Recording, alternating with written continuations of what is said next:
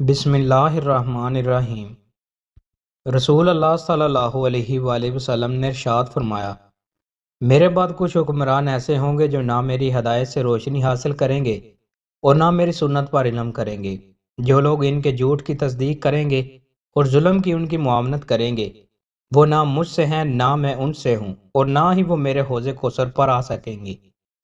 رسول اللہ صلی اللہ علیہ وآلہ وسلم نے ارشاد فرمایا، تین باتوں پر میں اللہ کی قسم کھاتا ہوں، ان میں سے ایک یہ کہ اگر کسی بندے پر کوئی ظلم ہو وہ اس پر صبر کرے تو اللہ تعالیٰ اس کی عزت میں اضافہ فرما دیتا ہے۔ رسول اللہ صلی اللہ علیہ وآلہ وسلم نے ارشاد فرمایا، کیا میں تم کو بدترین آدمی کے بارے میں نہ بتا دوں؟ یہ وہ آدمی ہے جس سے اللہ کا واسطہ دے کر مانگا جائے اور وہ نہ دے۔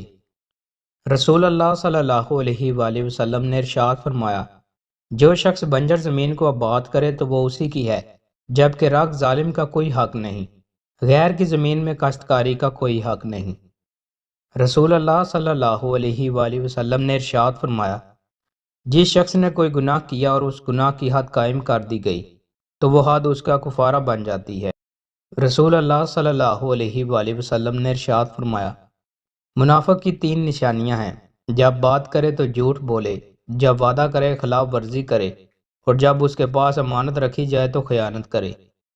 طلحہ رضی اللہ تعالیٰ عنہ بیان کرتے ہیں، ہم نے رسول اللہ صلی اللہ علیہ وآلہ وسلم سے بھوک کی شکایت کی اور ہم نے اپنے پیٹ سے کپڑا اٹھا کر ایک پتھر بندھا ہوا دکھایا تو رسول اللہ صلی اللہ علیہ وآلہ وسلم نے اپنے پیٹ پر دو پتھر بندھے ہوئے دکھائے۔ رسول اللہ صلی اللہ علیہ وآلہ وسلم نے ارشاد فرمایا، جب اللہ کسی بندے کو پسند فرماتا ہے تو اسے دنیا کے مال و منصب سے بچا لیتا ہے، جیسے تم میں سے کوئی اپنے مریض کو پانی سے بچاتا ہے۔